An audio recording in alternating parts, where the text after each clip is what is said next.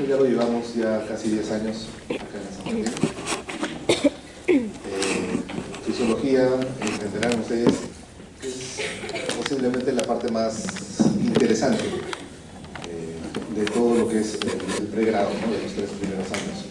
Pero para que se vuelva interesante requiere de la base teórica que ya están trayendo, ¿no? Fundamentalmente anatomía, histología y una parte de bioquímica para poder comprender más fácilmente esto. Nosotros en este curso de fisiología del 2019, como siempre vamos a tener al libro Guyton, que es el libro texto base de nosotros. Van a encontrar mucha bibliografía, muchos libros, muchos artículos diferentes en lo que es fisiología. El curso lamentablemente no es extenso, son apenas 40 clases teóricas y no se puede abarcar la totalidad de los capítulos de Guyton. Es por esto que en seminario se entregan también artículos, van a tener que pedirle a sus docentes, a los 2 docentes de seminario, los artículos para poder complementar o reforzar algunas partes de lo que es la fisiología. Y en práctica es algo más, no tan teórico, sino más bien del hacer, del cotidiano, para tener y fijar algunos conceptos en fisiología.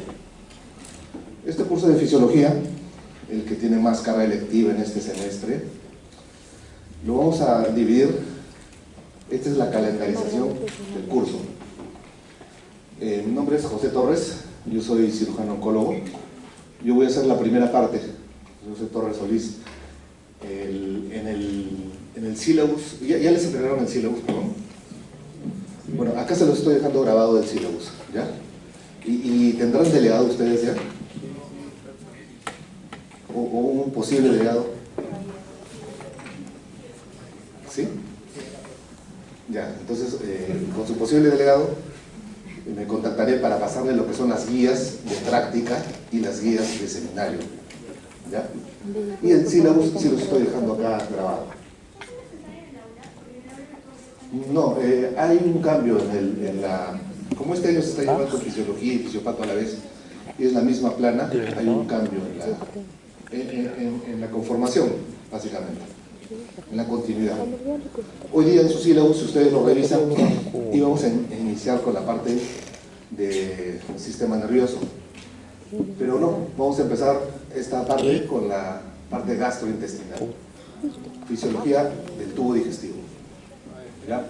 Entonces, si ustedes ven acá la calendarización, a mí me tocan 6 clases, el viernes 2, que es hoy día, mañana, miércoles 9, 10 y 14, solamente 6 clases. A continuación va a venir la doctora Marga López, es nefróloga de neoplásicas, viene con las 7 clases siguientes, 16, 17, 21, 23, 24, 28, al 30 de agosto es feriado, y el sábado 31, ¿no? 7 clases de nefrología. Y a continuación viene el doctor Chipana Anthony, él es neurólogo del 2 de mayo, viene con 7 clases seguidas, el día miércoles 4, 6, 7, 11, 13, 14 y 18 de septiembre. Si ustedes cuentan, son 6 de gastro, 7 de nefro y 7 de neuro, son 20 clases. El examen son de 40 preguntas. Las 40 preguntas obviamente vienen de estas 20 clases y es proporcional. Es decir, cada docente va a entregar, usualmente me entregan las preguntas, 3 preguntas a mí como coordinador del curso, para yo simplemente las acomodo nada más las preguntas que ellos me dan. Cada uno da por clase 2 preguntas, ¿no? Aparte nos dan una más para los rezagados y para los aplazados, ¿no? Pero es así la conformación, es proporcional al número de clases. Yo, Torres Solís, que soy cirujano oncólogo, la doctora Marga López, nefróloga, y el doctor Chipana, neurólogo, en esta primera parte, hasta la semana de evaluación, que no hay ni teoría, ni práctica, ni seminario, ¿no? Y después viene la segunda parte del curso de fisiología, esta es la calendarización nuevamente. El doctor Enrique Ruiz, que es el jefe del curso, él es cardiólogo de neoplásicas, va a tener sus clases de cardiología, 7 clases, ahí hay 7 clases, el 22, 28, 2, 4, 5, 9 y el 11, las clases de cardiología. A continuación vienen las clases de endocrinología, a cargo del doctor Velasco, que es un médico internista, y el doctor Villanes, que es un ginecólogo, dan las clases de endocrinología. El doctor Renato Casanova, terminando esto, el viernes 25 de octubre ya estamos, empieza con sus clases, perdón, el miércoles 23, y de ahí viernes 25 empieza con las clases de neumología. El doctor Casanova es neumólogo del Hospital 2 de Mayo. Y finalmente terminamos con algunas clases, pocas clases de hematología, a cargo del doctor Velasco y del doctor César Sánchez, que da la parte de piel. Entonces, esa es la segunda etapa, la segunda parte del curso de fisiología. Siempre las clases son los viernes a las 3 como ahora, y los sábados a las 12. Usualmente lo que hemos tenido la experiencia es que el tráfico ha ido aumentando y a veces no puede llegar a las 12. Pero tenemos el espacio de 12 hasta las 3 separado. Usualmente lo estamos tomando a la 1 de la tarde, ¿ya? Pero con previo aviso. Hasta entonces siempre es a las 12. Mañana es a las 12.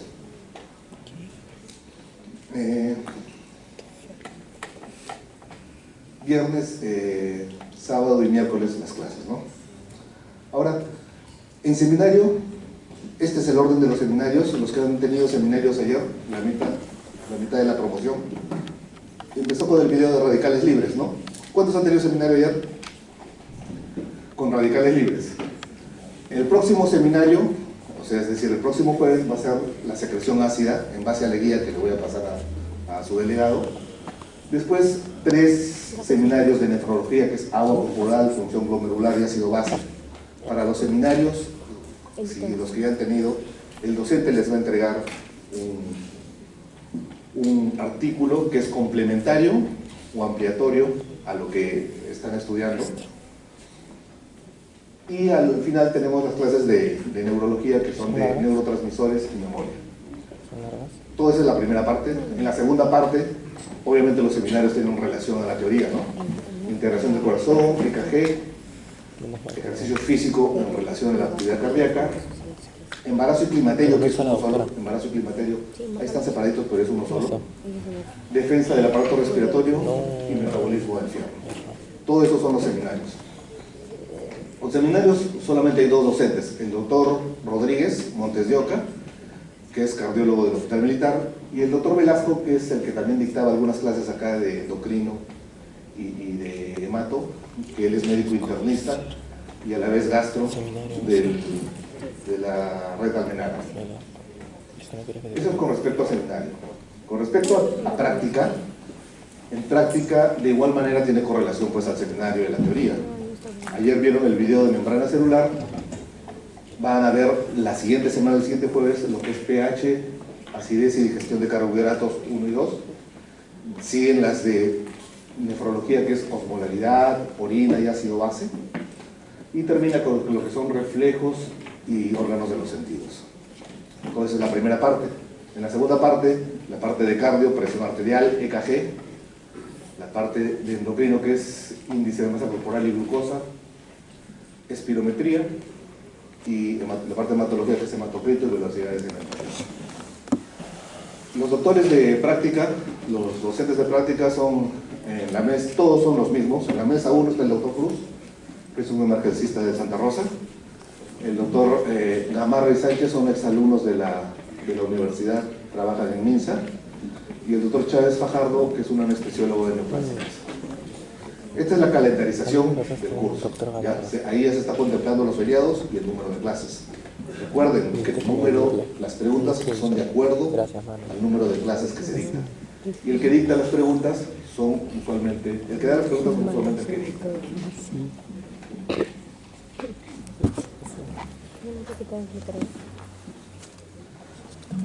Entonces, iniciando ya lo que es la fisiología gastrointestinal, recuerden, mi nombre es José Torres, yo soy a la vez el coordinador del curso. Con su delegado me pondré en contacto para algún problema administrativo que pudieran tener a lo largo del curso.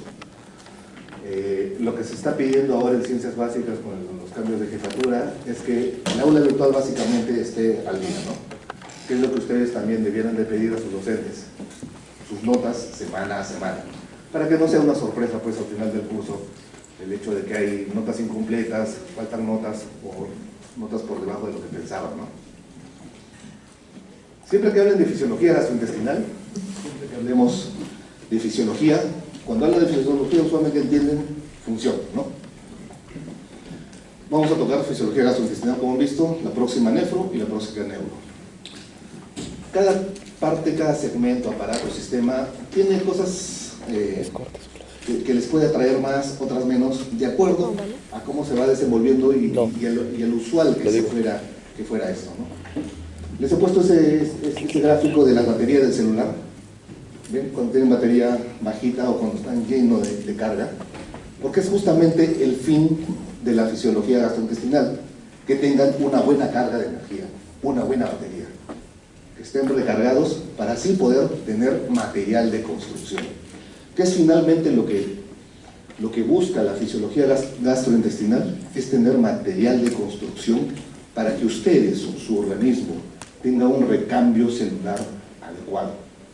La mayoría de ustedes tiene 17, 18 años, 19. Imagínense a los de pequeños hasta esta edad, la cantidad de alimentos que han consumido, la cantidad de agua que han consumido. ¿Cuántos pollos a la brasa? ¿Cuántos pescados? ¿Cuánta carne? ¿Cuánta papa? ¿Cuánto han consumido ustedes? Todo eso ha sido funcionalmente procesado a través de su sistema digestivo, su sistema gastrointestinal. Se ha establecido que dependiendo pues la raza, el tamaño, la edad del paciente, a lo largo de toda su vida, se pueden llenar varios vagones y toneladas de la comida que han ingerido.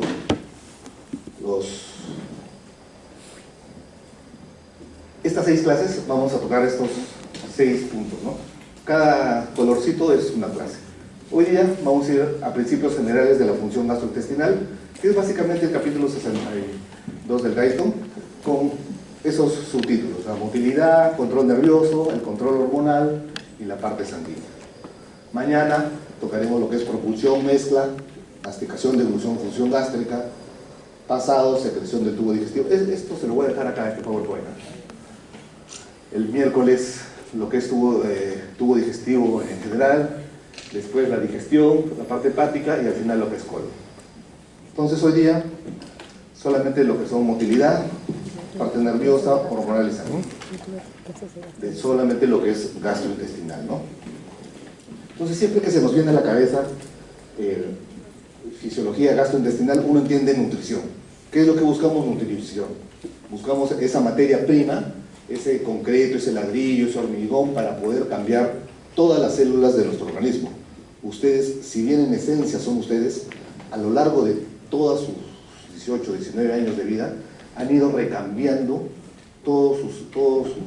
la mayor parte de sus células de la piel, sus células intestinales, gástricas, digestivas.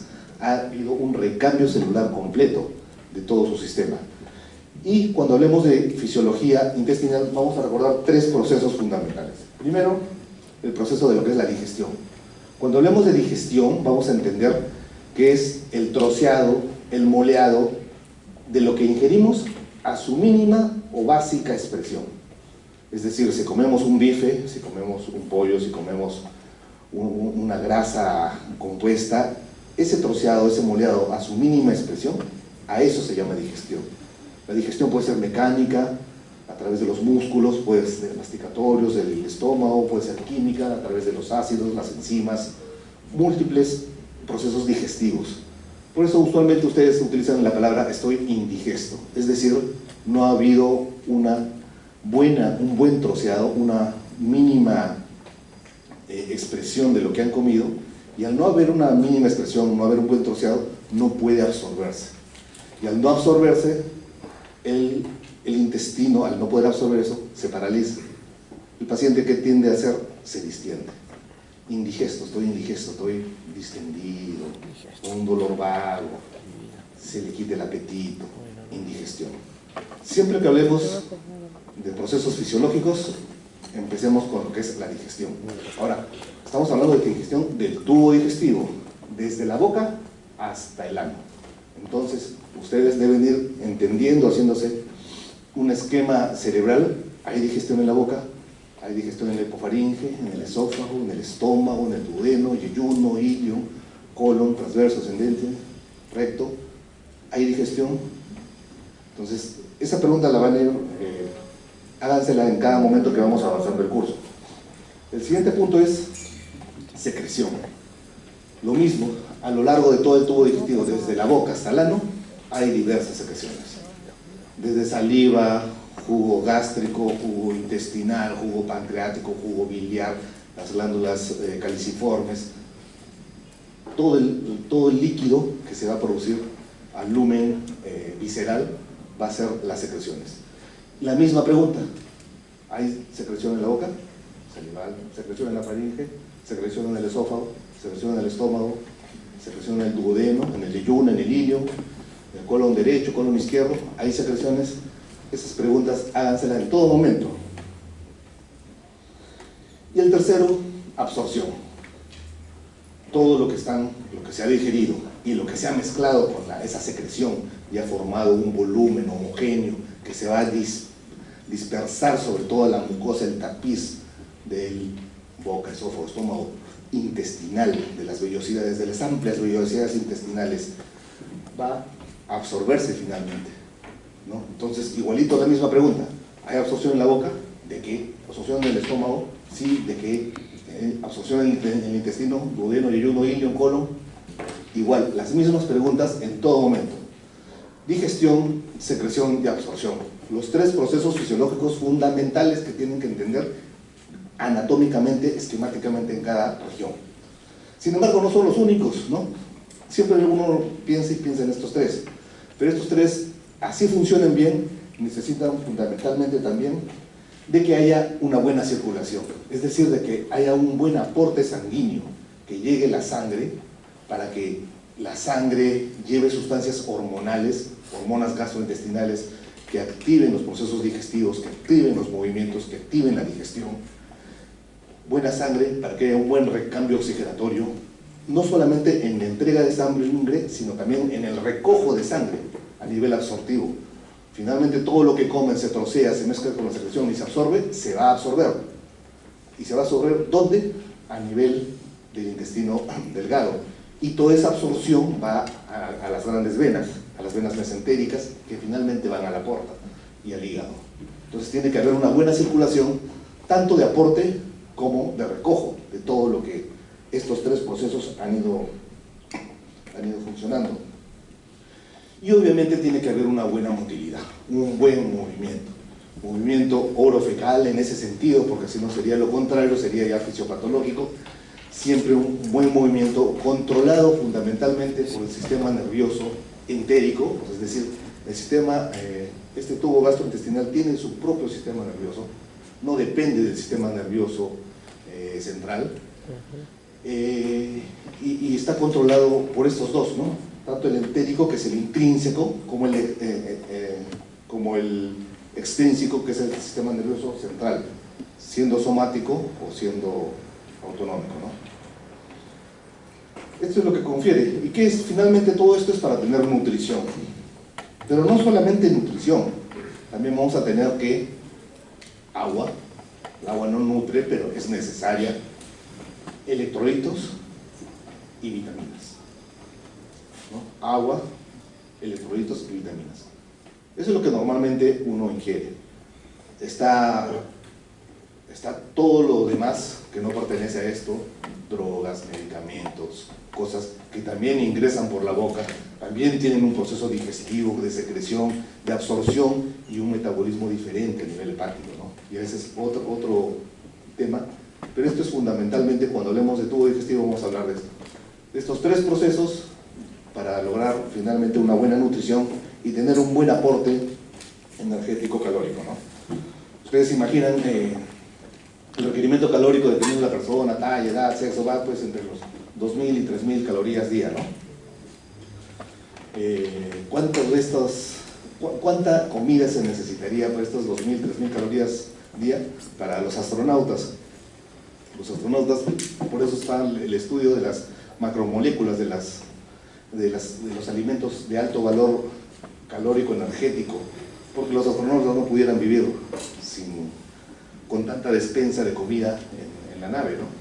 Entonces siempre hay en busca de esto, algo que te pueda otorgar una buena cantidad calórica y un balance energético adecuado en proteínas, en lípidos, en carbohidratos. Los tres son importantes, ¿ah? En los años 70, 80 se satanizó mucho a las grasas, los lípidos, las grasas, el infarto cardíaco, te infartas, aterosclerosis, pero ya se ha demostrado que no, los lípidos, las grasas son buenas, hay grasas obviamente malas, y todo esto a razón de que se le dio más participación. En esa época había mucho desarrollo de la industria del azúcar obviamente carbohidrato directo, y dieron mucho apoyo, mucho comercio hacia lo que es azúcar, y se satanizó por esto a las grasas, ¿no? Pero tanto proteínas, azúcares, carbohidratos o grasas tienen un nivel de importancia necesario para el cuerpo, ¿no?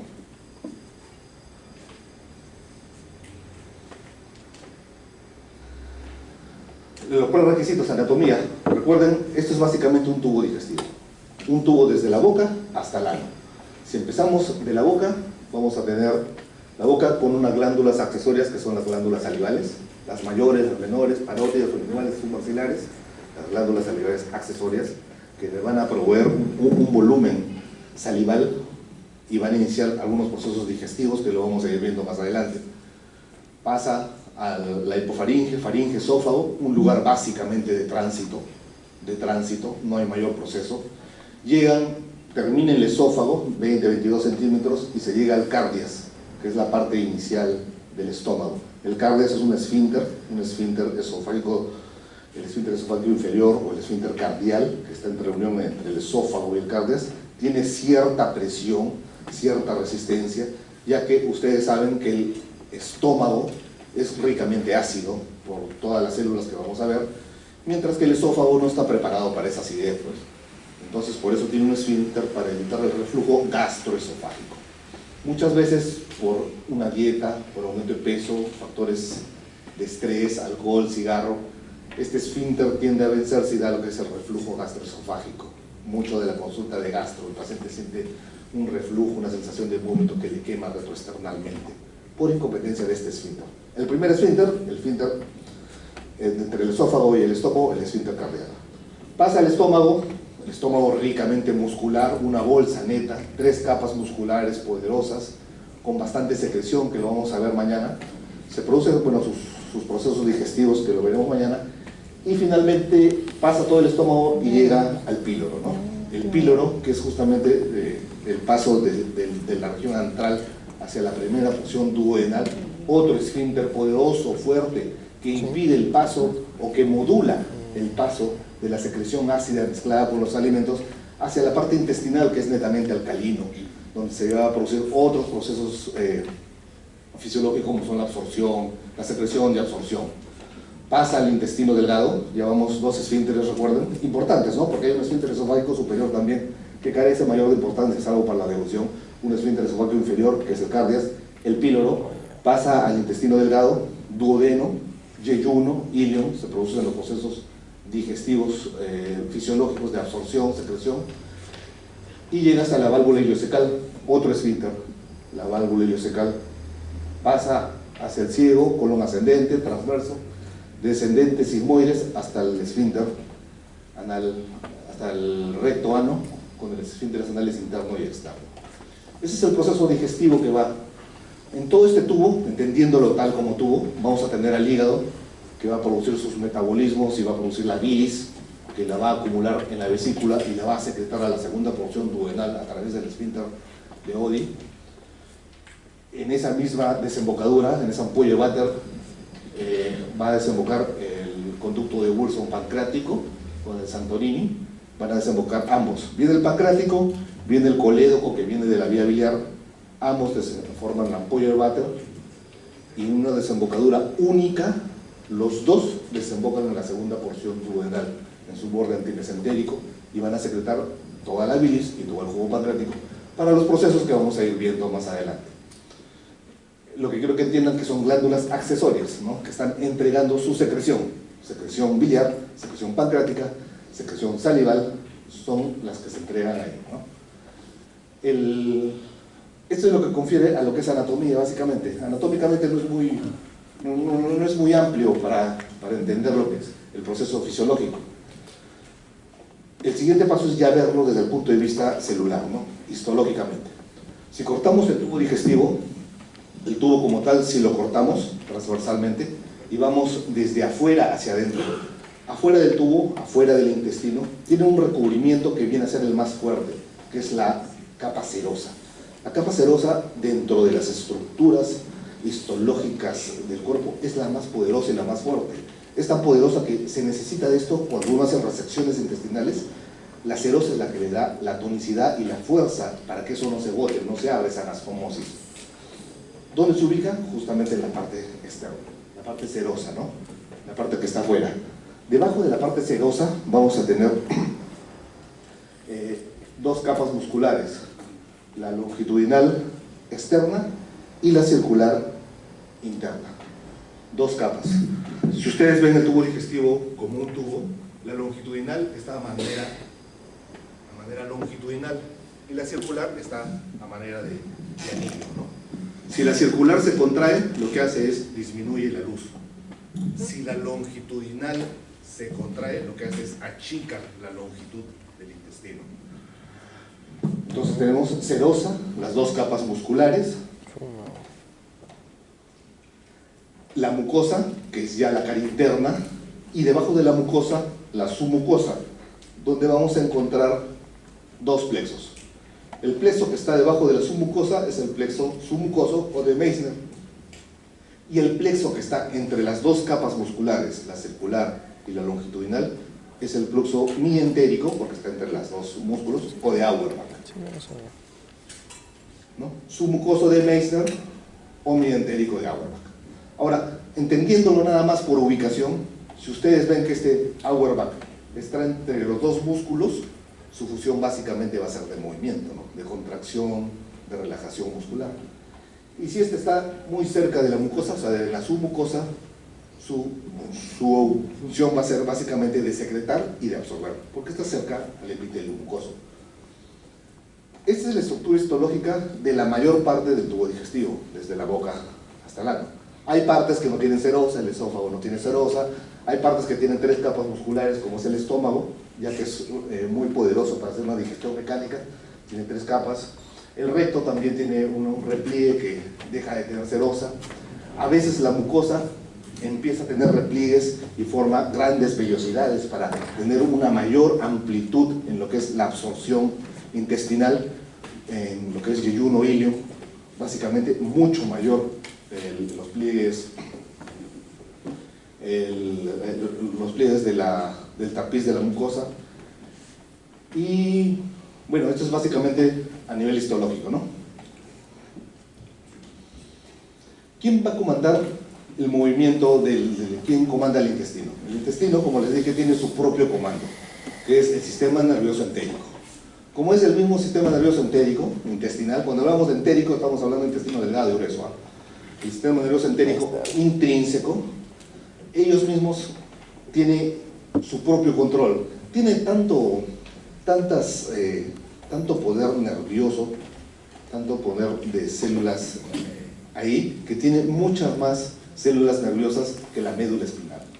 Claro que sus funciones no son tan complejas que la médula, pero tiene más funciones, tiene más cantidad el hecho del sistema nervioso entérico, porque imagínense, pues duodeno, yeyuno, ilio, intestino, estamos hablando de 5 o 6 metros de cantidad de intestino, ¿no?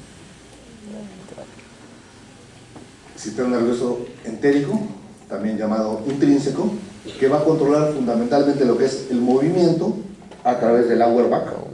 ¿Recuerdan? Movimiento del Auerbach que está entre las dos fibras musculares, la circular interna y la longitudinal externa y la circular interna, va a controlar el movimiento y las secreciones y también parte de la absorción a través de lo que es el Meissner, el submucoso de Meissner.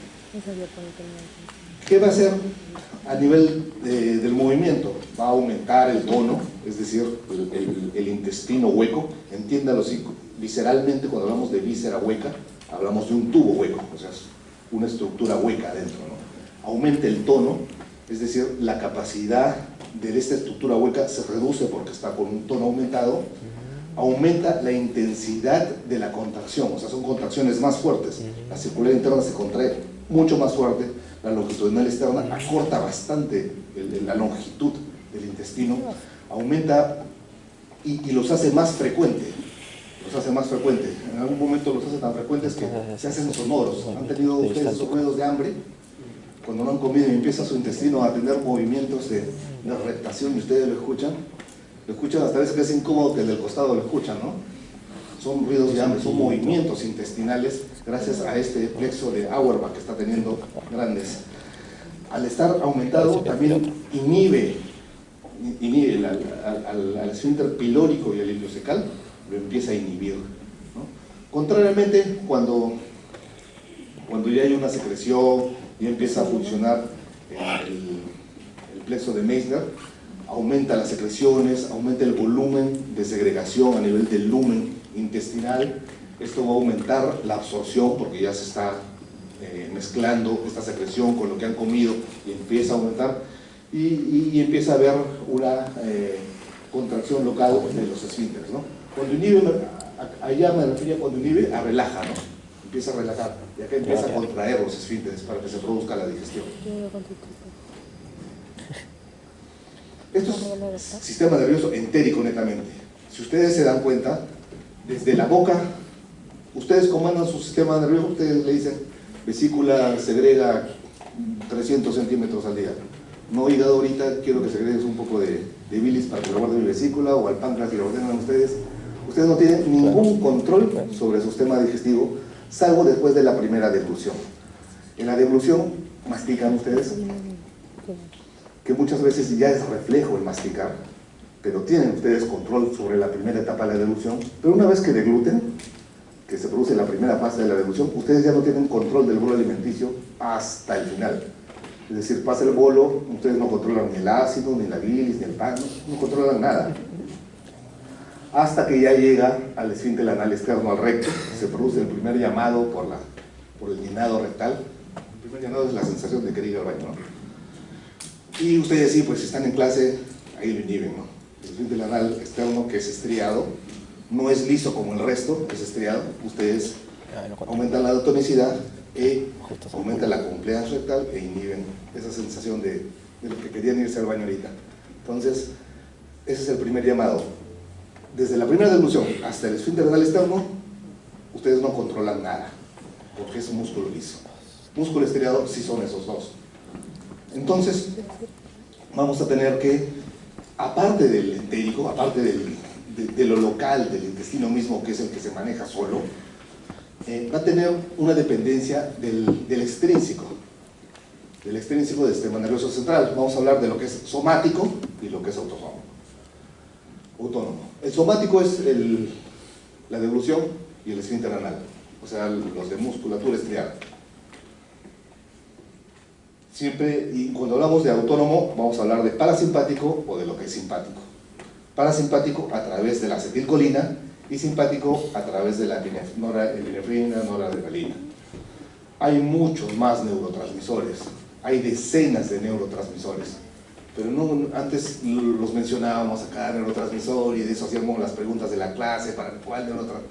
De manera práctica no es lo importante de entender cuántos ni cuáles, sino de manera general entender el proceso para que se les quede. Si ustedes empiezan a encontrar los neurotransmisores, van a encontrar más de 30 neurotransmisores, ¿ya? Pero estos son lo más importante a entender, ¿no? Siempre que hablemos de parasimpático vamos a entender que ya estamos empezando un proceso digestivo, o sea, se está activando el proceso digestivo. Parasimpático a través de los nervios tiene más preponderancia, más presencia en lo que es proximal y en lo que es distal. En lo que es proximal, a través de los nervios vagos, en esófago, estómago, y a nivel de lo que es distal, del esófago, del nervio vago, y a nivel de lo que es distal, de los nervios sacro, 2, 3, 4, que intervienen también en el proceso defecatorio. ¿Qué va a hacer esto? Va a aumentar la peristalsis, es decir, están en proceso pleno digestivo, se están moviendo los intestinos porque se están mezclando con las secreciones, se está dispersando en toda la pared de la mucosa intestinal para que se produzca una buena absorción. se está relajando los esfínteres para que se produzca un buen vaciamiento gástrico, empiece a vaciarse todo lo que el estómago ha digerido mecánica y químicamente, empiece a pasar primera, segunda porción duodenal, y aumenta esto gracias a este efecto parasimpático, ¿no? Contrariamente, el efecto simpático va a disminuir la peristalsis y va a aumentar la presión en los esfínteres. Vamos a tener que esta parte simpática va a tener 3 zonas de ganglios paravertebrales o prevertebrales. Los ganglios paravertebrales o prevertebrales se encuentran al costado de las 3 grandes arterias abdominales que hay. La aorta abdominal tiene 3 grandes arterias. Primero el tronco celíaco que nace anterior, en la cara anterior de la arteria de la aorta abdominal, perpendicularmente a su hepática, su esplénica, su coronaria, y las 2, la mesentérica superior y la mesentérica inferior. Estos 3 grandes troncales de aorta abdominal son tan importantes que al lado de ellos hay ganglios del tronco celíaco, ganglio de la mesentérica superior y ganglios de la mesentérica inferior, y constituyen los ganglios prevertebrales del origen simpático. Entonces nosotros vamos a tener acá la mucosa. Esta es la mucosa, mejor dicho, acá está la luz intestinal, el intestino delgado, grueso puede ser, y a nivel de la mucosa habíamos dicho que debajo de la mucosa está el Meissner, ¿no? Es su mucosa de Meissner. Este submucosa de Meissner va a controlar lo que son las secreciones, aparte de la absorción. Las secreciones, ¿cómo las controla? Porque se estimula al vaso lo dilata, lo vasodilata, al vasodilatarlo llega más sangre, más aporte de sangre, de oxígeno, más aporte de hormonas gastrointestinales, se produce mayor absorción, o lo vasoconstriñe, lo cierra. Al cerrarlo ya no llega sangre y se inhiben todos los procesos, disminuyen todos los procesos. Eso es lo que hace el Meissner, ¿no?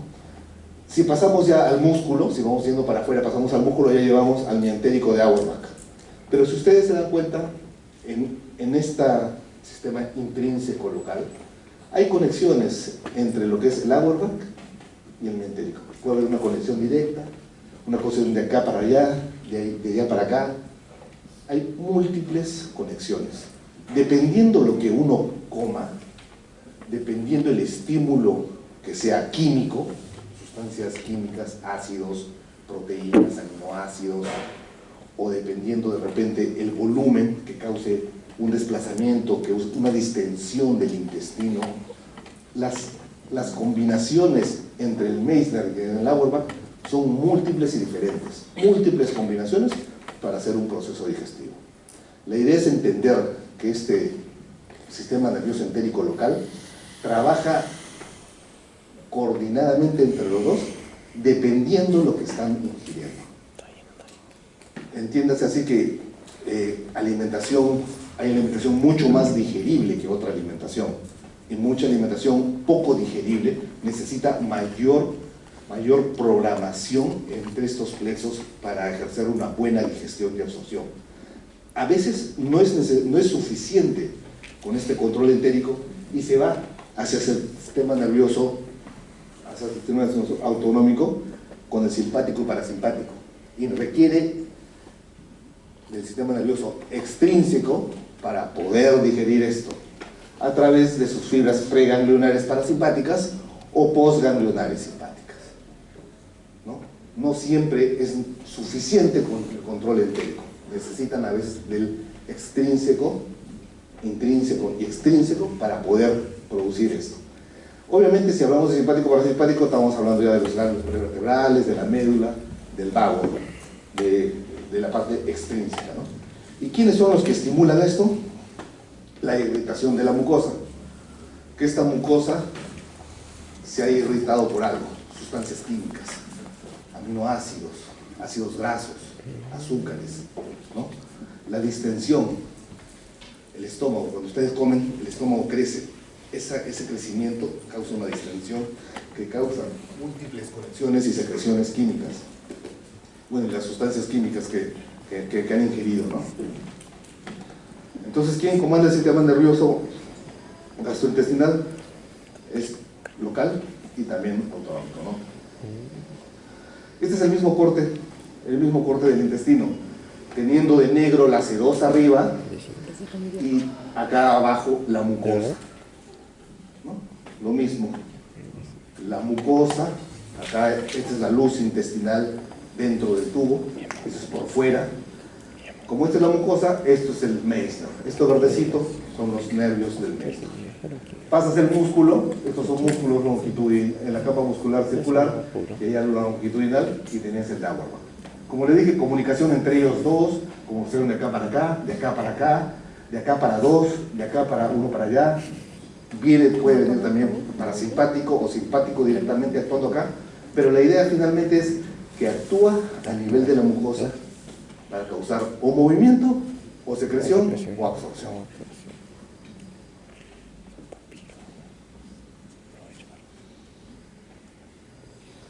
Las neuronas pueden ser sensitivas, motoras, interneuronas. Obviamente las motoras que están yendo, las aferentes, son las sensitivas, las que están regresando son las eferentes, las motoras, y la unión entre ellas, las interneuronas.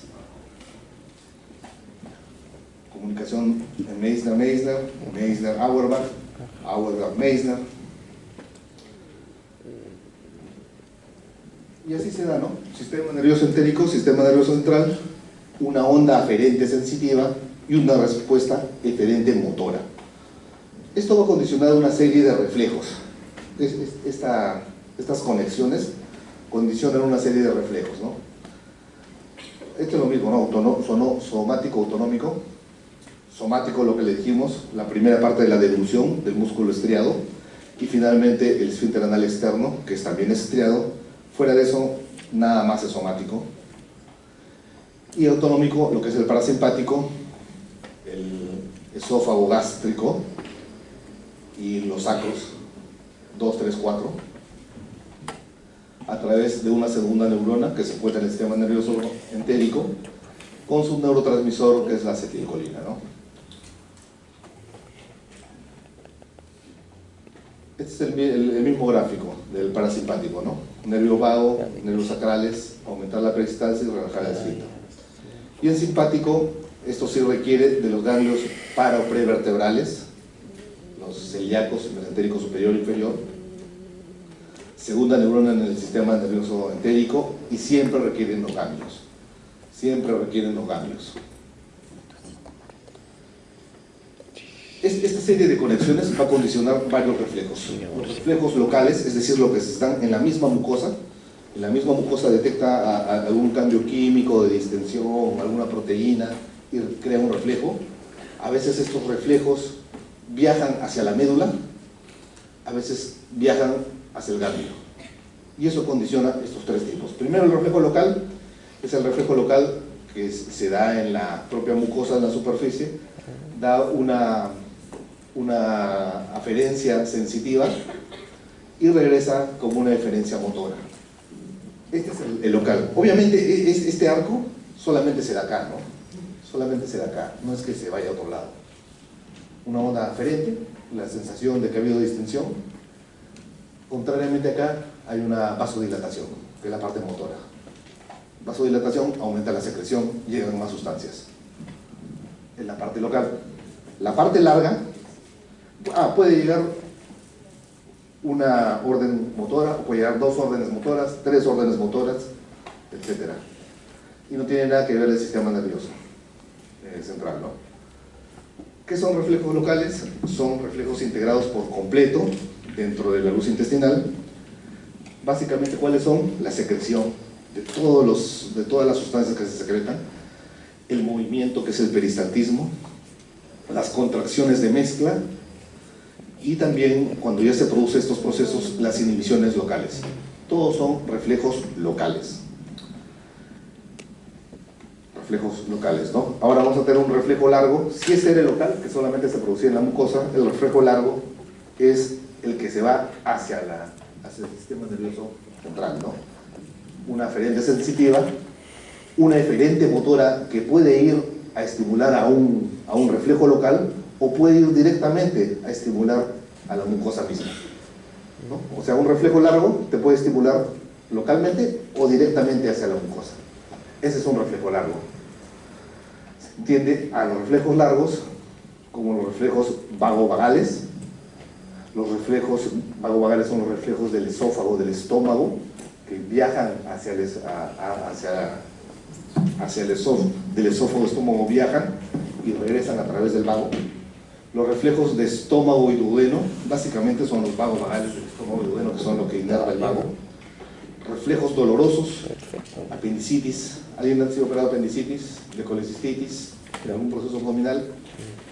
Al haber un proceso inflamatorio, lo primero que hace el intestino es no se mueve, se queda quieto. Y ese es un reflejo doloroso. Gracias a este reflejo largo. Al estar inflamado, no se mueve el intestino, porque obviamente si se mueve le da más dolor. Viaja esta sensación dolorosa y regresa inhibiendo el movimiento. Reflejos de la defecación, a través de los sacros 2, 3, 4, van hacia la columna y regresan para producir una buena defecación.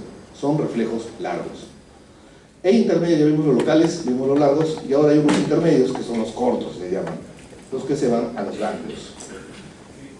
Los reflejos cortos van del intestino, pero no llegan a la médula, no se pueden tampoco solucionar en el mismo intestino, sino van a los pre o paravertebrales. ¿A quién? Al celíaco, al mesentérico superior e inferior.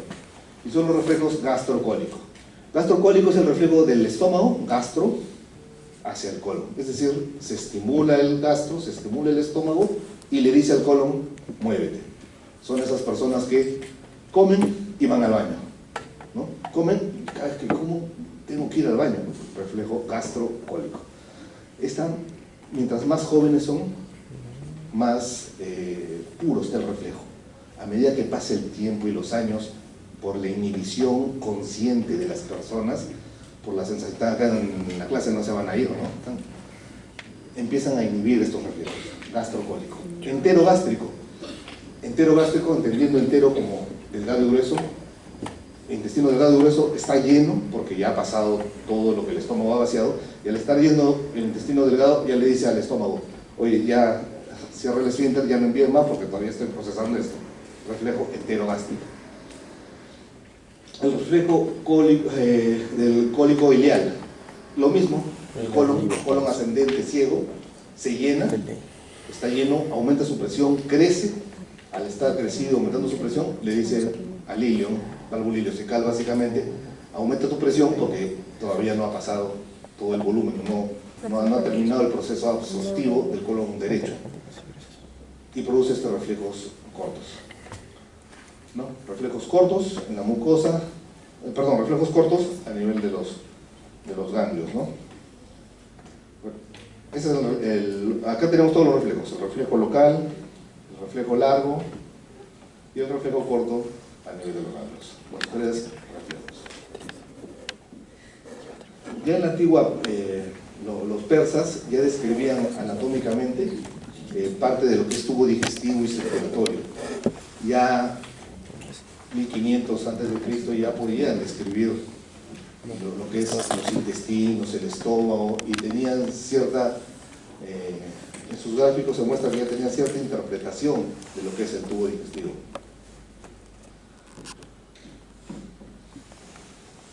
¿Quién más comanda el tubo digestivo? Ya hemos visto que el mismo tubo digestivo se comanda y parte por el sistema nervioso autonómico. Pero también la otra parte que lo controla son las hormonas gastrointestinales. ¿Qué son las hormonas gastrointestinales? Son péptidos, son proteínas. Son proteínas que son sintetizados por algunas células especiales. Estas hormonas gastrointestinales, que son polipéptidos, péptidos, dipéptidos, tripéptidos, son proteínas, y van a ser secretados por células nerviosas, por células glandulares, y van a ejercer una función a las células que están al costado, una función paracrina, a las células que están a distancia a través de los vasos, una función endocrina, a la misma célula nerviosa una función nerviosa, a la misma célula una función autocrina. Es decir, las hormonas gastrointestinales están van a ver ustedes que son muy interesantes en todo lo que es el proceso digestivo. ¿Cuáles son las funciones de las hormonas gastrointestinales? Igual que las funciones, igual comandan que el sistema nervioso entérico, ¿no? El movimiento y la secreción. Porque básicamente eso es lo que estimula todo, ¿no? Moverlo, movimiento y secreción. ¿Y quiénes producen estas hormonas gastrointestinales? Hay unas células APUT, que son las aminas precursoras apteides carboxilasa, que son unas células de forma piramidal. Células APUT, células SMED, que se van a diferenciar en ciertos tipos de células. Entonces, cada diferenciación en células G para producir gastrina, células S para producir secretina, células I para producir colecistoquinina, células M, así, cada una va a ir diferenciándose, ¿no? Y cada una va a ir produciendo. Ahora, estas células se van a ir ubicando en diversas partes del tubo digestivo. Unos más se ubican en el estómago, otros en el intestino, en el duodeno, otros más en ilio, y cada uno va a ir aportando su hormona gastrointestinal a la sangre para ejercer una función finalmente ¿de qué? De movimiento y de secreción. Como le dije, son proteínas que tienen un carácter hormonal, captan, aminan y las descarboxilan, por eso se les llama aminas precursoras. Y hay más de 30 hormonas conocidas y se siguen descubriendo las hormonas a medida que siguen avanzando en base a lo que es la patología, ¿no? Hace unos años se han descrito ya hormonas del apetito, hormonas del hambre, hormonas del apetito, de la saciedad, para entender los conceptos de obesidad mórbida, que son enfermedades nuevas, ¿no? Enfermedades que están siendo de mayor boga. Las principales hormonas gastrointestinales, la gastrina, la colecistoquinina, secretina y el polipéptido inhibidor intestinal. Van a encontrar también múltiples clasificaciones, porque a medida que van avanzando el desarrollo, hay familias de las gastrinas, en las cuales está la gastrina y la colecistoquinina, y familias de las secretinas, en las cuales está la secretina, el péptido inhibidor gástrico y el péptido intestinal vasoactivo, y otra serie de hormonas gastrointestinales. Como les digo, una serie de hormonas gastrointestinales, unas más interesantes, otras más importantes, y van viendo. La gastrina, un péptido como todos los péptidos, produciéndola por una célula APUT, SMED, que es la célula G, ¿no? Que da diversos tipos de gastrina, 34, 17, 14, producido por estas células G. ¿Y dónde se ubica estas células G? Fundamentalmente en el antro gástrico. Estómago, ¿se acuerdan sus porciones? Fondo, cuerpo y antro, es la parte prepilórica, es la parte muscular más fuerte. Ahí se ubican estas células G. Unas pocas se ubican en el intestino delgado. Pero ¿cuál es la función de esta gastrina, de estas células G? Va a ser aumentar la secreción de ácido clorhídrico. Entonces entendamos que si hay muchas células G, va a haber mucho ácido. Y si hay mucho ácido, existe la posibilidad de que hayan heridas en el estómago, lo que llamamos úlceras, ¿no? Aumentar el crecimiento de la mucosa gástrica, aumentar el movimiento y disminuir el movimiento intestinal, contracción del cardias, es decir, del esfínter superior gástrico, aumentar la secreción de insulina. Todas esas son funciones de la gastrina. ¿Por qué se volvió tan importante o reconocida, se le menciona la gastrina? Porque se notó que muchos cuando se entienda en fisiopato de los procesos de úlcera gástrica duodenal, muchas veces son por la hiperfunción de la gastrina. Empieza a funcionar, estas células empiezan a producir mucha gastrina, y esta gastrina va a estimular a la célula parietal para producir finalmente lo que es el ácido clorhídrico. A veces se deforma, estas células G se deforman y dan lo que se llama los gastrinomas, tumores de células G, de estas células APU, y da el famoso síndrome de Solider-Ellinson, que es un síndrome en el cual múltiples heridas gástricas por tener un exceso de ácido, por tener un tumor de una célula anárquica, que es la del gastrinoma, ¿no? Entendiendo siempre, recuerda que toda esta función, todo lo que hacemos es para tener sustrato, para tener material de construcción. Todo lo que ustedes comen es para que su cuerpo tenga recambio celular, recambio a su vez estructural y estructuralmente de las funciones de todo su organismo. Si por ahí alguien estructuralmente, una célula se revela y dice, no, yo no voy a obedecer al sistema inmunitario, defensivo, de alimentación de la casa, y invade una habitación, empieza a tomar otra habitación, a esto se llama pues el cáncer, ¿no? El cáncer simplemente es una célula que no está obedeciendo el eje central y empieza a invadir. Finalmente destruye sus funciones, y la célula oncológica es una célula totalmente desarrollada que le quita, se introduce en ustedes, agarra, se desarrolla, crece a distancia, hace metástasis. O sea, es una célula totalmente, si se podría decir, con una capacidad de reproducción y de metástasis para crecer mucho más certera que la propia persona, ¿no? La otra hormona que vamos a ver cuando hablemos de secreción biliar y linfacrática, la CCK, la colecistoquinina. Inicialmente, como su mismo nombre dice, colecistoquinina, movimiento de la colecisto, ¿no? de la vesícula, contracción vesicular. Inicialmente descrito como contracción vesicular. Colecistoquinina, la 58, 39, 33, 12, 8. ¿Quiénes producen a la colecistoquinina? La misma célula A, Putesmed, que se ha diferenciado y se llama células I. Y estas se encuentran en el duodeno, primera porción duodenal. A muchas personas a veces les inyectan externamente colecistoquinina, y lo que hace la colecistoquinina al inyectarse externamente o producirse internamente va a contraer la vesícula. Hay una contracción vesicular, secretar jugo pancreático rico en enzimas, aumentar la acción de la secretina, inhibir el vaciamiento gástrico, hay efecto trófico sobre el páncreas, aumenta la secreción de enterocina y aumenta la contracción del píloro y motilidad intestinal. Todas estas funciones las vamos a ver cuando hablemos de vesícula más detalladamente. Colecistoquinina. La otra hormona, también conocida, es la secretina.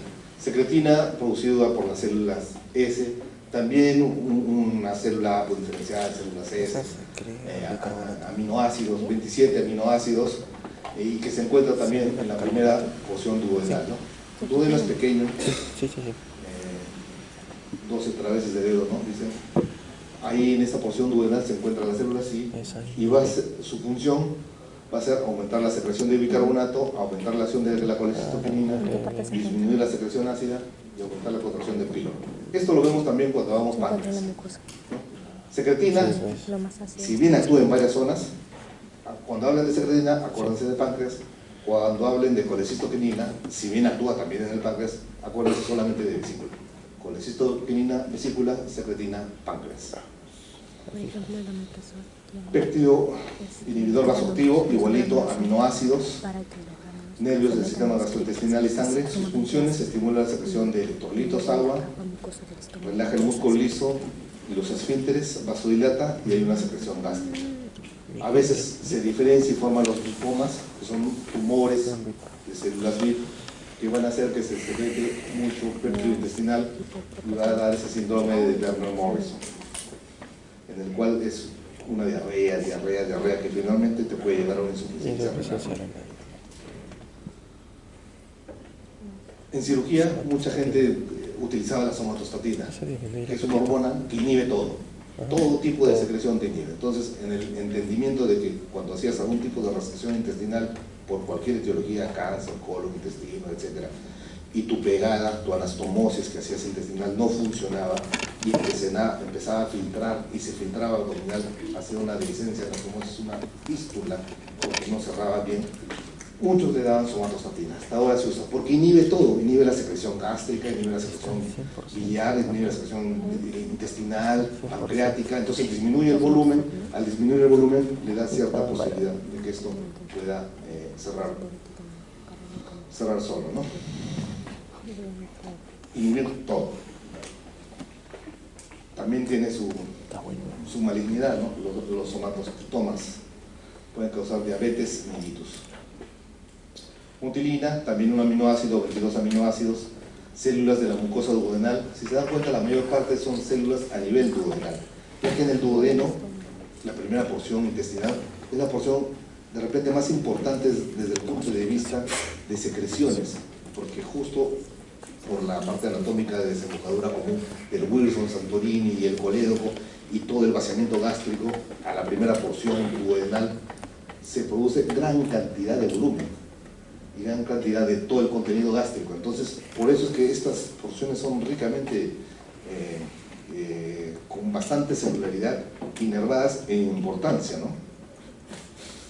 ¿Qué hace la mutilina? Contrae el músculo liso intestinal, regula la motilidad interdigestiva, el complejo motor migratorio, que lo vamos a ver mañana, y siguen habiendo otras hormonas gastrointestinales, ¿no? Que pueden dar los insulinomas, los feocromocitomas, los glucagonomas. Hormonas gastrointestinales se siguen descubriendo, se siguen viendo. Algunas han notado mayor importancia, como lo que es el entendimiento de lo que es la obesidad mórbida, entendiendo que la grelina es una hormona también que está en las células que están en el fondo gástrico. Esta grelina es la que nos da la sensación de hambre. Cuando no han comido es porque hay bastante cantidad de grelina, ¿no? La grelina, célula por células, específicamente del fondo gástrico, antes de comer están aumentadas su dosaje de grelina. Después de comer ya baja la grelina, baja después de comer, y se produce otra que es la leptina. La leptina es producida por los ácidos, por la grasa que tiene la persona. Los adipocitos producen leptina. Entendiendo esto, se entiende que los obesos tienen mayor cantidad de leptina. Y al tener mayor cantidad de leptina, debieran tener mayor cantidad de saciedad, o sea, debieran estar saciados. Sin embargo, por el tipo de ácido graso de obesidad que hay, no se produce eso. Y esas son las consecuencias del tipo de obesidad que está desarrollándose, ¿no? En teoría, como les digo, la leptina es producida por los ácidos grasos, por los adipocitos. Los gordos deberían tener, con sobrepeso obesos deberían tener mayor cantidad de leptina. Y la leptina es la que te da la saciedad. Sin embargo, no se ve en el campo eso, porque hay otros factores importantes. Pero sí se ve en lo que es la grelina, ¿no?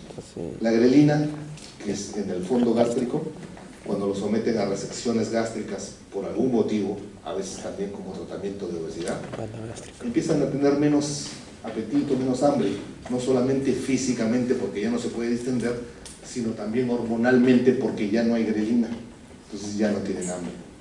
Pero la grelina también participa en otros procesos fisiológicos, que es de comprensión, de entendimiento, de estimulación, muchas cosas por más adelante descubrir, ¿no? Y que se están viendo a través de estas enfermedades que están teniendo más boga. Y la última parte confiere a lo que es la irrigación, ¿no? Como les había dicho, para que exista digestivamente un buen funcionamiento intestinal, delgado y grueso, debe haber una buena irrigación. Entonces debe haber un buen tronco celíaco que dé sus ramas coronarias y irrigue muy bien al estómago, su rama hepática hacia el hígado, que es finalmente donde van a ir todas las sustancias que se van a reabsorber a nivel de yeyuno, ilium, todo se reabsorbe y van a formar las mesentéricas superior e inferior, que van a formar la vena porta. Esta vena porta, formada por las mesentéricas superior, inferior y la esplénica, lleva toda la sangre hacia el hígado, todo lo que han recogido, y todo lo que se ha absorbido, y todo lo que se han alimentado. Asimismo, drogas, asimismo, medicación, asimismo, todo lo que ha ingresado por la boca tiene finalmente un metabolismo a nivel hepático. Finalmente, ¿qué es lo que nos va a alimentar? El azúcar, que es la primera mano que agarra, las proteínas y los ácidos grasos, ¿no? Todo eso es lo que finalmente alimenta y nutre a la persona. A su vez, pues el agua, los electrolitos y las vitaminas, que también tienen todo un desarrollo. Pero tiene que entenderse que finalmente la grasa que comen se va a transformar en azúcar. La proteína que comen, parte se va a transformar en azúcar. Y azúcar es la primera mano de lo que van a ir, su hígado va a ir tomando como sustrato para el desarrollo de ciertas funciones. Tanto, como les digo, en aporte como en recojo de todo, ¿no? Bueno, este es mi correo, José Torres Solís. José. Sí, Como les dije, hago la parte de coordinación del curso de edificio de Fisiopato. Cualquier duda que tengan, me escriben a mi correo. Y a través del posible delegado, acá ya está el sílabo, les voy a enviar lo que es la guía práctica y la guía de seminarios ya modificada de acuerdo a estos cambios. Recuerden, por favor, que estos cambios han sido recientes. Los que han tenido ya el seminario práctica no tenían conocimiento de que la siguiente semana se iba a hacer gasto. Por favor, ellos ya tienen conocimiento, pero para que todo esté estandarizado.